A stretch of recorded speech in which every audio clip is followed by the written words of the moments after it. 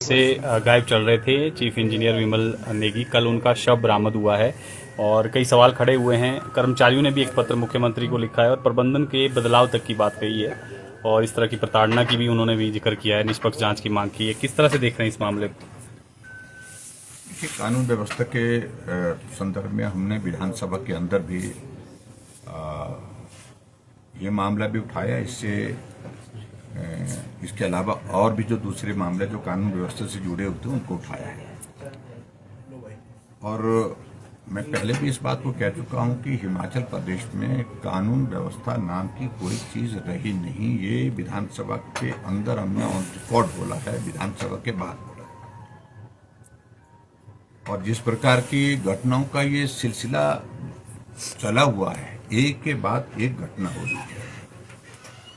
और इस संदर्भ में आप बात कर रहे हैं विमल नेगी, जो एचपीसीएल के चीफ इंजीनियर थे, कई दिनों से जो गायब थे। मैंने विधानसभा के अंदर इस मामले को जब उठाया, मैंने कहा कि परिवार के लोग चिंतित हैं और कर्मचारियों ने इस मामले को लेकर के बार बार आग्रह किया कि इसमें सरकार इस विषय को गंभीरता से ले और उनकी वो कहाँ हैं इस बात को सुनिश्चित करें, उनको सुरक्षित रखना बहुत जरूरी है।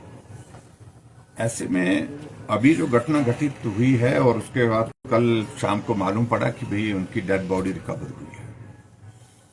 अब प्रश्न ये पैदा होता है कि ये हत्या है या आत्महत्या है। ये भी एक विषय है, ये भी जांच का विषय है। लेकिन लगातार परिवार के लोग इस बात को लेकर के कह रहे थे, सरकार के पास भी कहा, बाहर भी उन्होंने कहा, पुलिस के अधिकारियों के पास भी बात कही है कि जिस प्रकार से दबाव में उनसे काम लिए जा रहे थे, काम करने के लिए कहा जा रहा था, कुछ काम ऐसे जिसमें बहुत सारी कंट्रोवर्सीज भी बताते हैं, उन सब काम के लिए उनके ऊपर दबाव लगातार जो डाला जा रहा था, उसके कारण वो बहुत बड़े डिप्रेशन में थे और आखिरकार अब वो इस दुनिया में नहीं रहे। और ये जांच का विषय है। एचपीसीएल के कर्मचारियों ने, अधिकारियों ने भी सारे मामले को लेकर के मांग की है और जो अधिकारी हैं वहां पर मौजूद इस वक्त लगे हैं।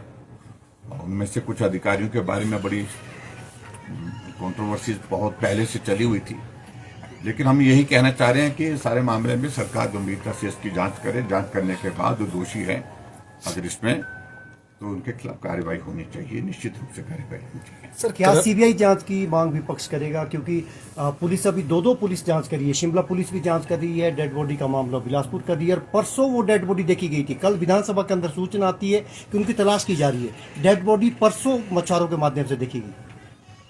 मैं इस बात को लेकर पहले भी स्पष्ट कर चुका हूं कि ये मामला जिस तरह गंभीरता से लेना चाहिए थी सरकार को, शायद नहीं लिया गया। और मैं देख रहा था कि कांग्रेस पार्टी के ही वरिष्ठ मंत्री जगत सिंह नेगी जी ने सारे मामले को लेकर के मीडिया के सामने भी अपनी बात कही थी। और आज हमको मालूम पड़ा है कि उनकी पत्नी का जो बार बार इस बात के लिए कहना है, हमसे मिलना नहीं हो पाया, लेकिन जो जानकारियां जो प्राप्त हो रही है उसमें उनका यही कि वो बहुत ज़्यादा दबाव में थे। और इस सिलसिले में मुझे जो आवश्यक लगता है, एक तो इन्वेस्टिगेशन होनी चाहिए, फिर इन्वेस्टिगेशन होनी चाहिए। और एचपीसीएल बहुत लंबे अरसे से, पिछले लगभग 1.5 वर्ष से 2 वर्ष से बहुत बड़ी कंट्रोवर्सीज में रही है वर्किंग में, और उनके अधिकारियों के चिन्हित होकर के नाम उजागर हुए सारी कंट्रोवर्शियल वर्किंग में। तो ऐसी चीजों में मुझे लगता है कि कहीं दबाव के चलते ऐसे हालात पैदा तो नहीं हुए कि जिसके कारण वो आत्महत्या करने के लिए विवश हुए हैं। ये भी एक प्रश्न लोगों के बीच में है। तो इसलिए इस सारे मामले को लेकर के हम यही कहना चाह रहे हैं कि जांच हो, ठीक तरह से जांच हो, और परिवार की ओर से इस बात के लिए अगर आग्रह आएगा तो निश्चित रूप से मेरा मानना यह है कि इसकी जांच जो है वो उच्च स्तरीय जांच होनी चाहिए और सीबीआई से जांच होनी चाहिए। ये बहुत आवश्यक लगता है। ये परिवार के लोग जब इस सिलसिले में अगर बात कहेंगे तो निश्चित रूप से उस बात को गंभीरता से सरकार को लेना होगा। सर, जो कर्मचारी है उनकी तरफ से चिट्ठी लिखी गई है बाकायदा, उसमें बहुत सारे कर्मचारी है वो ये कह रहे हैं कि जो बड़े अधिकारी है दबाव बनाया जा रहा था, रात को 2-2 बजे तक जो है वो काम लिया जा रहा था। तो कहीं ऐसा तो नहीं है सर कि जो प्रेशर था और उसके चलते इतना बड़ा जो कदम है वो उन्होंने उठाया है? देखिए, मैं इस बात को लेकर पहले भी कह चुका हूं कि ये HPPCL जो है पिछले काफी समय से कंट्रोवर्सीज में रही है। काम कर्मचारियों पर, अधिकारियों पर ज्यादा समय लेना, दबाव में काम करवाना, ये एक पक्ष अलग है, लेकिन गलत काम के लिए भी दबाव डालना ये भी जांच का विषय है। सही काम के लिए ज्यादा समय काम करने के लिए आग्रह होता रहता है, क्योंकि जो टारगेटेड प्रोजेक्ट्स होते हैं उनको पूरा करने के लिए कई बार इस प्रकार से कहा जाता है, लेकिन गलत काम को दबाव डाल करके करवाने की कोशिश करना ये सचमुच में एक बहुत बड़ा चिंता का विषय है। इसमें जो बात आ रही है वो बात ये आ रही है ज्यादा, इसलिए मैं समझता हूँ कि इसकी जांच जो है एक बहुत जरूरी है और बड़ी एजेंसी से होनी चाहिए। और इस बारे में मैं स्पष्ट कह रहा हूँ कि CBI इसकी जांच करे तो मुझे लगता है कि उचित रहेगा। जो अधिकारी वहां पर है, क्या जांच उनके रहते हुए क्या उनको पदों से हटाया जाना चाहिए? क्योंकि जांच तब तक निष्पक्ष नहीं हो सकती। ऐसे आशंका कर्मचारियों ने भी जाहिर की है कि वो प्रताड़ना की जाती रही है कर्मचारियों की। इस तरह की आशंका उन्होंने भी जाहिर की और पहले भी विवाद उन अधिकारियों से जुड़े रहे। मैं पहले कह चुका हूँ इस बारे में, मुझे लगता है बार बार कहने की आवश्यकता नहीं। ये बहुत बड़ी कंट्रोवर्सीज में रही है HPPCL, उनके अधिकारियों की जहां पर पोस्टिंग की गई थी उनकी वर्किंग की वजह से, और बहुत सारे गंभीर आरोप लगे हैं। बहुत सारे गंभीर आरोप के साथ साथ में बहुत सारी चीजें जो है वो मीडिया में सर्कुलेट हुई थी, गुमनाम पत्र भी थे।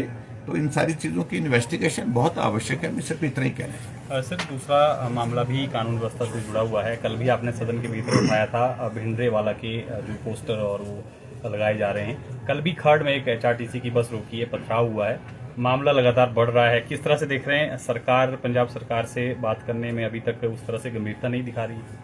मैंने इस संदर्भ में पहले भी विधानसभा के अंदर अपनी बात कही है। मुख्यमंत्री जी को तुरंत जो है पंजाब प्रांत के प्रदेश के वहां के मुख्यमंत्री से बात करनी चाहिए और सौहार्दपूर्ण माहौल को रिस्टोर करने के लिए प्रयत्न करने चाहिए।